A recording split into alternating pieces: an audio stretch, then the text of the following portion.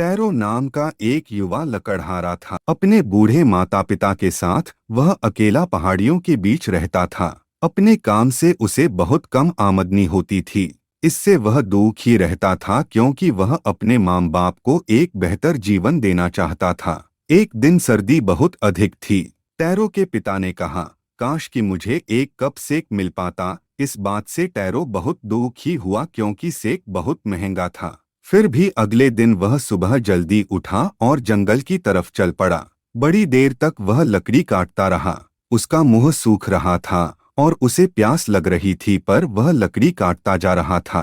अचानक कहीं पास से आती हुई गिरते पानी की आवाज सुनकर टैरो ने काम रोक दिया। उसने कभी नजदीक बहते पानी की बात देखी या सुनी नहीं थी। उसे तेज प्यास लगी थी। उस आवाज की दिशा में वह दौड़ पड़ा। टैरो ने एक छोटा लेकिन सुंदर झरना देखा। उसने उस पानी को पिया, पर वह हैरान रह गया यह देखकर कि वह पानी न होकर सेक था। टैरो के पास एक घड़ा था। उस स्वादिष्ट सेक को घड़े में भरकर टैरो तेज कदमों से घर की ओर चल पड़ा।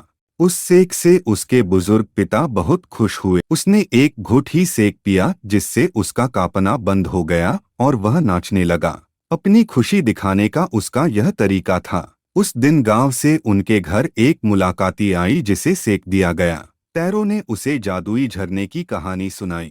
इस प्रकार कहानी फैल गई। गांव वाले दूसरे व्यक्ति टैरो के घर आए और आधे घंटे के अंदर घड़ा खाली हो गया।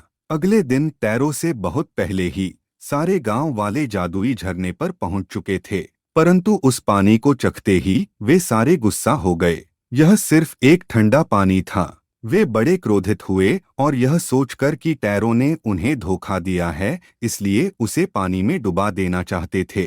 उनके गुस्से से बचने के लिए टैरो जंगल में छिप गया। उनके जाने के बाद उसने उस पानी को खुद चखा। यह तो वही स्वादिष्ट सेक था। अब यह बात साफ थी कि जादुई झरना सिर्फ टैरो को ही सेक देता था, अन्य सबको यह केवल पानी देता था। इससे ये साफ हो गया कि भगवान की कृपा टैरो पर थी, क्योंकि उसे अपने माता पिता का ख्याल रखा था। टैरो और उसके जादुई झरने की कहानी राजा तक पहुंच। उसने टैरो को बुलवाया और उसे सोने के 20 सिक्के इनाम में दिए। फिर उसने नगर के सबसे सुंदर झरने का नाम टैरो रख दिया। अन्य सभी बच्चों को अपने माँ बाप का आदर करने और उनकी आज्ञा पालन के लिए प्रोत्साहित करने के लिए ऐसा किया गया।